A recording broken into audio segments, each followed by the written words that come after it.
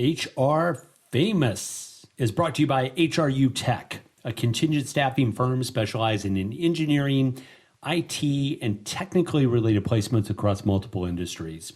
If you're looking for technical talent or searching for a career, look no further than HRU Tech. Find them online at hrutech.com and call them today. HR Famous is also brought to you by Kinetics, the leading RPO recruiting firm for growth companies, named by HRO Today as the top midsize RPO provider. Kinetics uses its unique skill-based recruiter model to deliver on RPO engagements, allowing them to customize scope to meet your unique hiring needs. If you have recruiting challenges and want to consider RPO as a solution, give Kinetics a call. Find them online at kineticshr.com.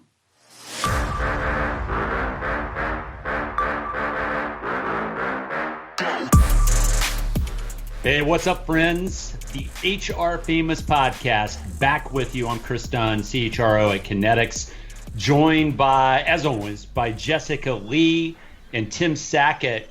You know, we're probably going to do more pods because I think we're going to be working from home more for the foreseeable future. So come on in, JLee, and tell us what your work from home strategy is. What do you got for us, JLee? Oh my gosh. Well, I'm planning on going to the liquor store shortly to stock up on wine. Great strategy. I'm trying to lock in some extra childcare at my house. Indeed. And honestly, I'm taking it one day at a time, trying to keep calm, make sure these kids are busy. I also just loaded up my Amazon shopping cart with like a crap ton of toys and activities because I don't know what else these children are going to do, but what choice do we have? We watched Frozen 3 like 45 times. Yeah, Disney Plus, I'm going to have to re-up my subscription. JLee, I'm on record as saying I would invest in your kids because I know they're going to do great things in the world. I'm assuming those toys and games are educational in nature. Is that correct? Well, is there some type of achievement related to a lot those, of math those flashcards? Tell us more. Yeah, 8 times 8. Desperate times call for desperate measures. I'm sorry to disappoint you. It's a mix of plush toys, workbooks, and Legos. I don't know. Maybe that's STEM-ish. Not the plush toys, though. I'm thinking somebody like you, JLee, can take those raw tools and create achievement-oriented activities out of that, which is awesome. That's why you're the best. Also joining us today is Tim Sackett from the greater Detroit area. Tim, how are you? And tell us about your work from home strategy. My work from home strategy is to not work from home and just to come to work, but not have anybody around me, send everybody else home. I'll have like a bubble of empty offices around me that those people have to go home, but I'm going to come to work so I can actually get something done. Now, like my kids are older, so it would be fine. The dog would probably drive me crazy more than anything, but if we're all going to be home, maybe we should just do we just keep it go live every morning at like 9 a.m. Eastern, and we'll do coffee chat. A live look-in. HR Famous coffee chat. Let's do it. A live look-in. Maybe that's the thing. We'll do like what was the show? The Truman Show. Mystery Science remember the Truman Show? Truman Show. Right. How about we just go live stream during the COVID crisis from my office, and everybody can just watch me all day long. Yeah, we have video to this on the HR Famous podcast. It'll be great. So I've got a call coming up right after this to make sure that we're synced up. I'm putting my fingers together for the video people right now. 1,000 points of light. We're synced, 1,000 points of light. We're going to make sure that we're really got a strategy for how performance is going to go. Most of our recruiters, we're a recruiting firm. Most of our recruiters have a lot of work from home days already. So it shouldn't be hard. We've got a technology layer. On a personal note, I'd like to point out that getting ready from work from home, I didn't necessarily see all this coming, even though I work from home a good bit, and I just did the cord cutting. I just cut out cable. Boom, it's gone. YouTubeTV is in, and I don't have any premium channels right now. Gotta say, I'm a little nervous. And no sports. No sports. Oh my gosh. Yeah, I had no sports. Wait, but you have like Netflix Amazon I do. Prime. Okay. Of course. Okay. Am I well, a savage, JLee? Well, I just checked The Amish. But remember, when you work from home, like, you're supposed to be working. So hopefully my children are doing other things and you're not watching TV. We're supposed to be working. Exactly. Well, 100% true, JLee, and thank you for pointing that out. I think the thing that comes to mind. By the way, I took the recommendation on YouTubeTV from a millennial who works for me, and I should point out, and then we'll move on to our topic of pay equality. I should point out that millennial has a YouTubeTV account and shares it with 5 other people. Ooh. Can you hook me up with that millennial? I don't have YouTube. She's full.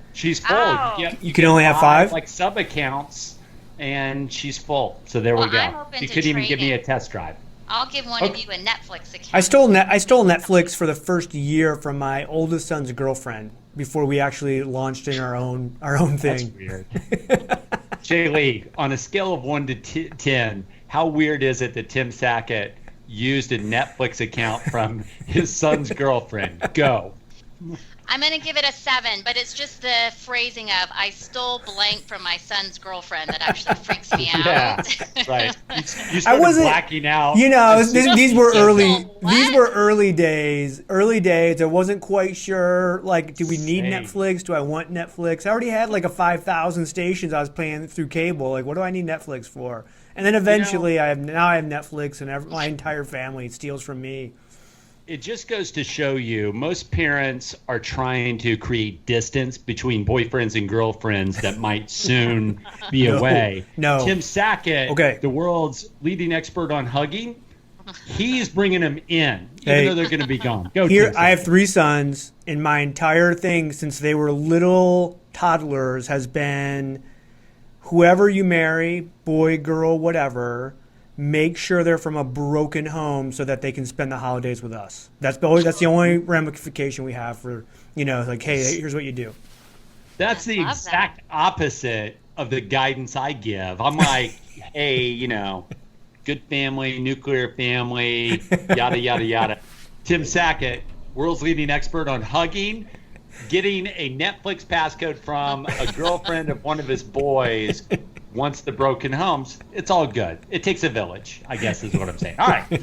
The HR Famous podcast. We're here. Obviously, we're ramped up and ready to go. So our topic is pay equality.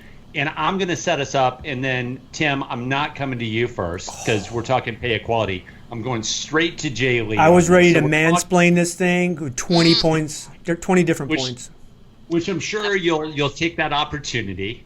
I'm going to give a bunch of disclaimers on this. But in the news, women's soccer. So let me set this up for you. United States Soccer Federation, this is from Forbes, one of like 1,000 sources on this, argued in a court filing this week that the gender discrimination lawsuit lodged by the U.S. women's national team in soccer does not have legal standing because, among other reasons, wait for it, men have more ability, strength, and speed. Let me keep going. 38 members of the women's national team sued the U.S. Soccer Federation last March in 2019, accusing the federation of failing to promote gender equality. The women have asked for $67 million, while U.S. Soccer is asking for the suit to be dismissed. One more thing, Federation filed its latest motion on Monday, and that's where a lot of this stink came from. And one of the arguments is that the different abilities, JLee, and skills held by male and female soccer players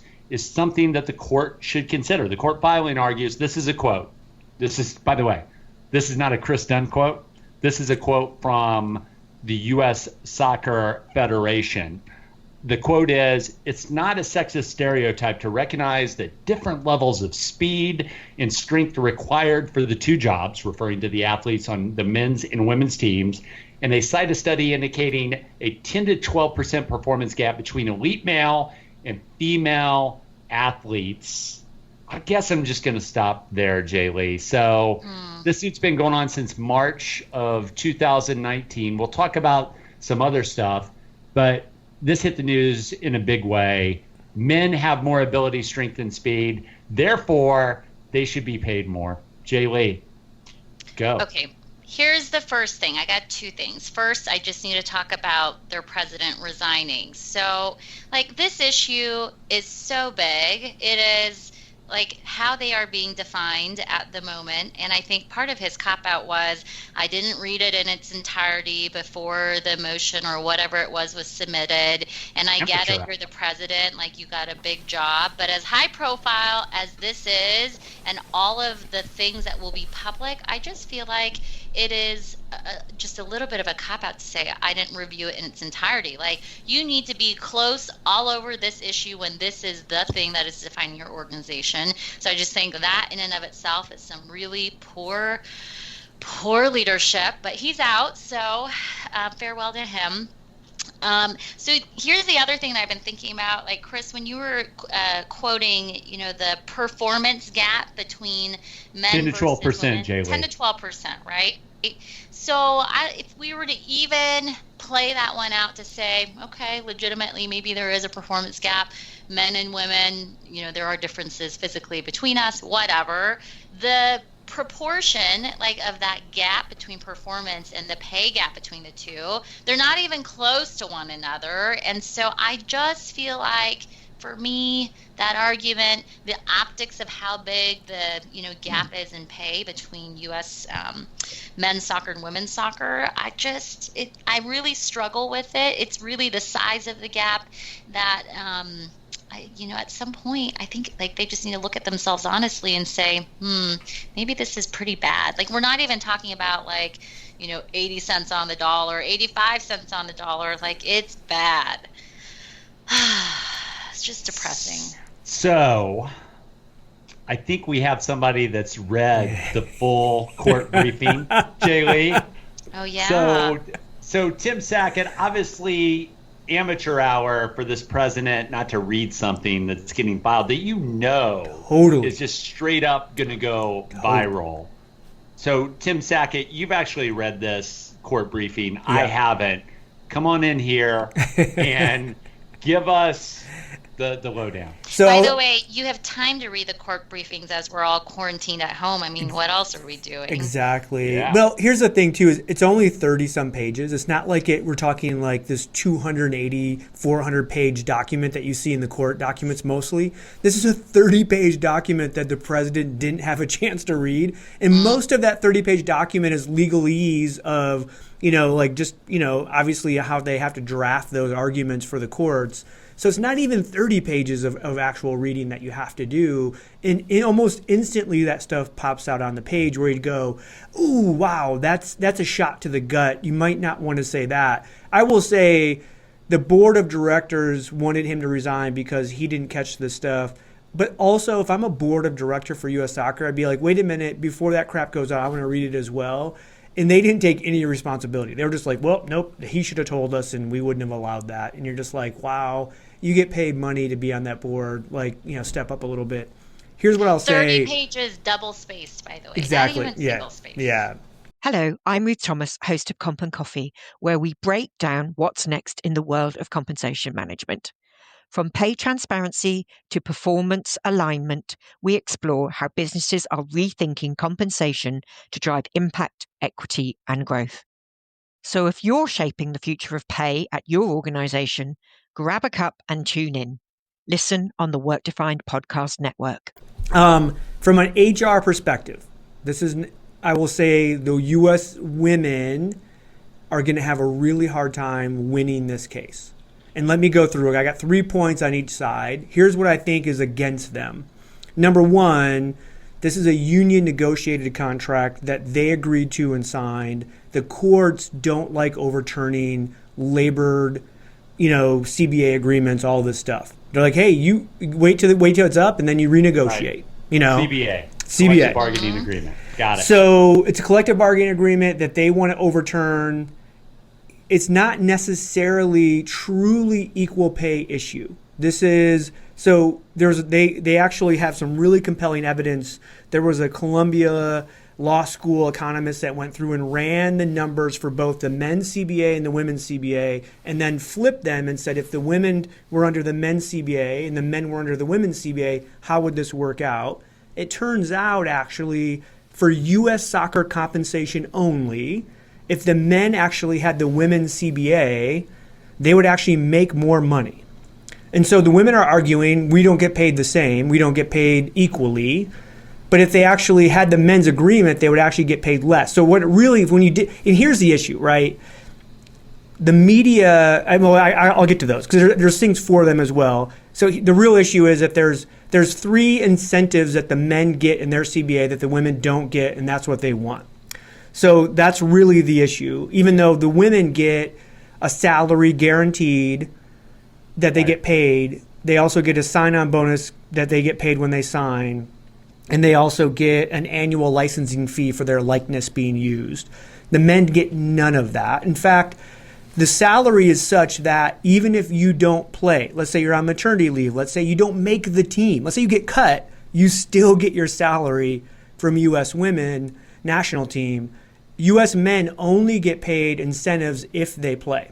So if they don't make the team, if they don't play, if they opt out, if they just don't make that trip for that tournament, they don't get paid. So this is one of the issues that's at play here. Now, I will tell you, the Forbes article, the CNN article on the same issue, I think actually points out some of this stuff, and they're pretty balanced, I would say. The BuzzFeed one that came out is not balanced.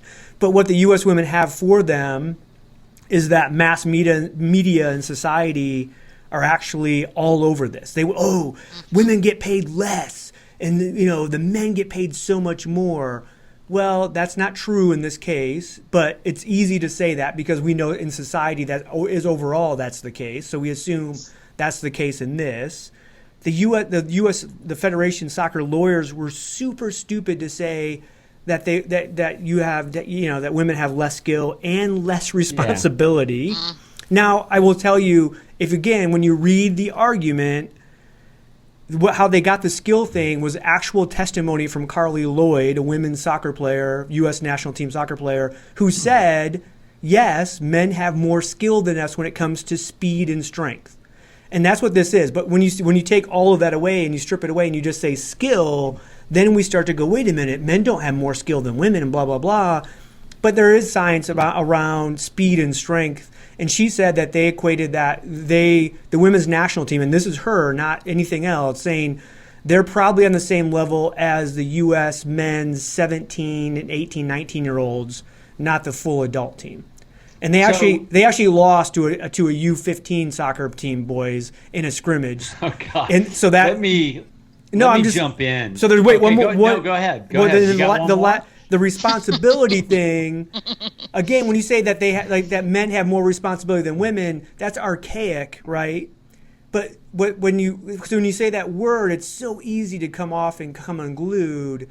What they're saying is that the men play for the World Cup once every 4 years. If they win, that's $40 million in revenue or if they even make the World Cup, that's $40 million in revenue to U.S. soccer, and the women only make, I think they said their argument is like the ones that they play in get paid so much less. It's only like literally 10 million. So it's 25% of what, or 25% of what the men actually would bring in, so that they feel so much more pressure to perform to actually fund U.S. soccer.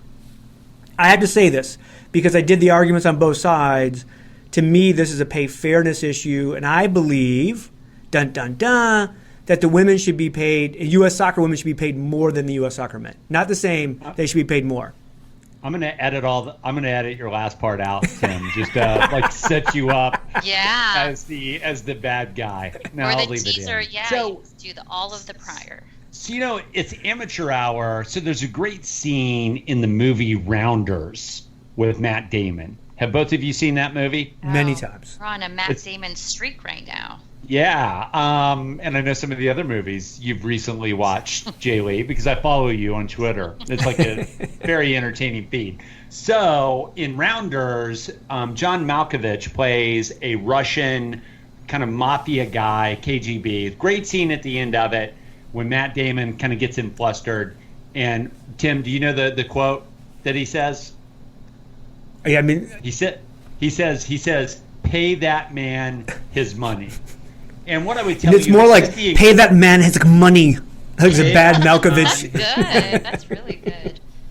He's like, "Nyet, Yeah. Yeah. Pay that man his money. And it's like the whole thing about, like, you're saying that they have less skill and the 16 and 17-year-old boys. The fact that you put that in here, the president's out, the board is, like, flustered. And I agree with you, Tim, that there's a lot of, like, you know, legal standing stuff. There's a lot of good arguments on the other side. But how can you make, in today's, like, modern communications, JLee, how can you make such a rookie move to put something in there when you have, like, a lot of other good stuff with the CBA that you can talk about? How can you put just bulletin board material that you know all these people are going to strip out and put up there? How can you do that, JLee? It's Well, like it's not- communications amateurs. I don't even think it's a rookie move. If it were a rookie move, it would be, oh, there's like buried in here a paragraph about disparity between skill, effort, physical abilities. This is like literally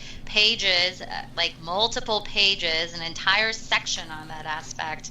Like, it's not rookie move. Like, at that point, you begin to believe, which I believe, that this is just pure sexism, pure misogyny. This is purposeful. This is not an accident.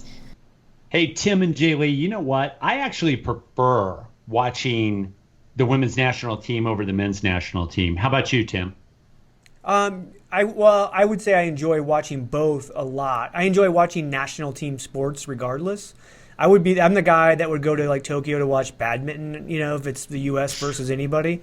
But I definitely love watching a winner like every American. So the U.S. women have definitely been more of a favorite of mine the last 8-12 years because they're so damn good.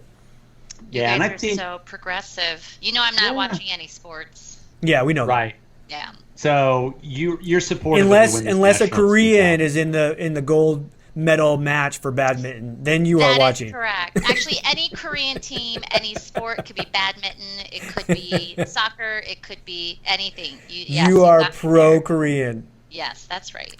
So, hey, one thing I want to talk a little bit about as we kind of move to close this out. I think there's a big opportunity, as we all know, like from a pay equality perspective. So one of the things, I don't know if you guys have heard of this book. It's called The 9 Faces of HR. Maybe you've heard of it. Who's the author again? Kris Dunn. Kris Dunn. Oh. Yes, Kris Dunn, available on Amazon. So one of the things I did here is I did a chapter 4.5 stars in my book. 4.8. It rounds to 4.5. But I did a book called Jedi Mind Tricks from Salesforce.com. Equality matters as much as diversity. And one of the things I covered in that, JLee, was the fact that all of these tech companies that are based in the Bay are really struggling with their D&I programs. A lot of that's feeder group related.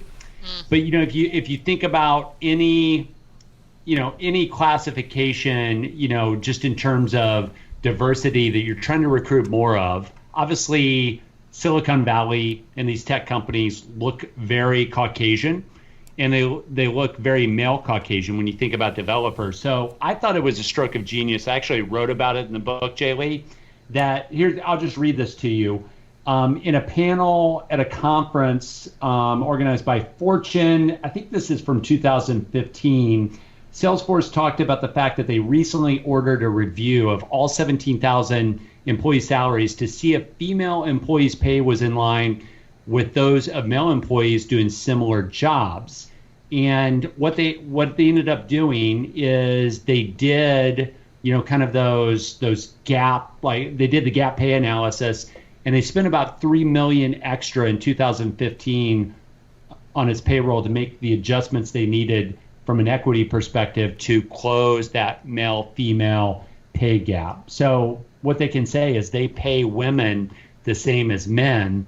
And JLee, I thought that was like a brilliant move on Salesforce's part. I write about it in the book to really talk about the fact that, apart from just doing great things, from a pay equality perspective, I thought they really used it to say, hey, we're going to broaden, this whole D&I conversation, especially in the Bay Area, where it's really hard to do diversity hiring and there aren't many female coders. I thought what they did, JLee, through that program they did in 2015, is they changed the game. They actually used pay equality between men and women to take the high ground and to say that they were making incredible progress, even when if you look at their D&I report, they're struggling in many areas, which again is not necessarily related to the fact they're not trying, but the feeder groups, especially in technology, are really limited, and you've kind of got to build all of that from the ground up and do a lot of support of college programs, et cetera, et cetera. JLee, any response to that? I think this whole pay equality thing, I think not only is it the right thing from a business perspective to do, but I just think there's a lot of positive vibes that can come a company's way by doing a play like Salesforce did. Yeah. What I think is going to be interesting is, let's say if they were to analyze 5 years from when they did all these adjustments, 10 years out, like, is there still a sense of equality when they look at pay of men versus women, or have things slipped? Because it's one thing to, make investments to put those adjustments in place and equalize people, but do they have the processes, the systematic things that they need to have in place to ensure that that is maintained? So that's one thing I'm really curious about, like, to see over the long run. And then the other thing is, like, I love that they did that, but the next thing that, probably is going to come up is, especially in tech, there's a lack of diversity from a gender perspective. They're making strides. Pay equity is certainly an issue, but there's also like a ton of issues around, what management and leadership looks like in tech companies. And by and large, it's white males, but you do have a lot of diversity, specifically Asians that are heavily in that space. And so, when we talk about equalizing and trying to get to more inclusivity and equality, like, there's some other issues to tackle. So I hope they continue being as progressive as they have, because they've made some great steps. One of the things that you'll hear being talked about in Asian communities is this concept of, we all know what a glass ceiling is, but the people will talk about like a yellow glass ceiling, and this idea that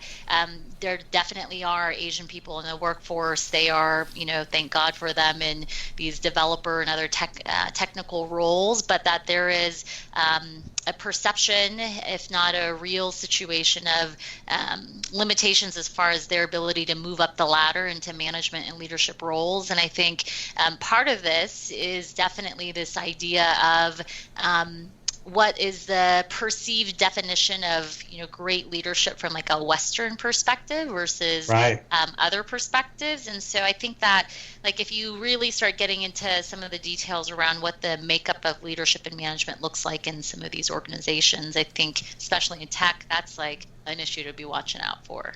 JLee, I want to go back to you. Salesforce spent $3 million to achieve pay equity. Does that sound like enough to Jessica Lee? My answer is no. And what's interesting is it was $3 million in that instance, but since then, like, they had to shell out another 3 and then another 3. So I think at this point it's, at least 10. And it just goes back to like my thinking around, is a one-time thing enough? Clearly, if they're having to do this multiple times, then it's now at 10 million. I don't know if some of these root causes are getting addressed. So it's very interesting at Salesforce.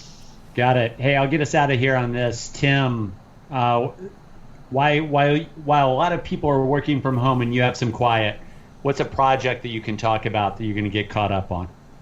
Like a home project, professional project? I don't want to hear you like with a hammer and a work project.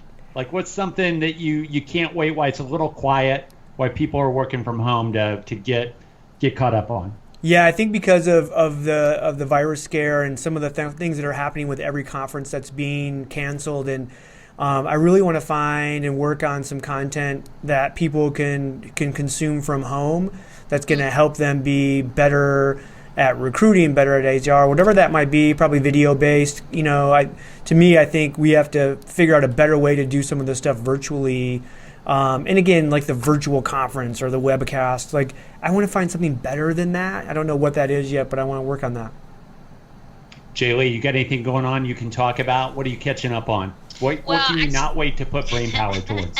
Well, I've been looking at a lot of SOPs lately, but actually similar to Tim, just even for my own team, we're trying to figure out how do you maintain connectivity with one another when we're not seeing each other face to face. So is it virtual huddles, and what do those huddles look like? And, some very basic things around, what it's like to be virtual, we want to try to figure out. So I'm excited to try to crack that nut. All right. That's it. She's Jessica Lee. He's Tim Sackett. I'm Kris Dunn. Until next time, you've listened to the HR Famous podcast. Until next time, the gang is out.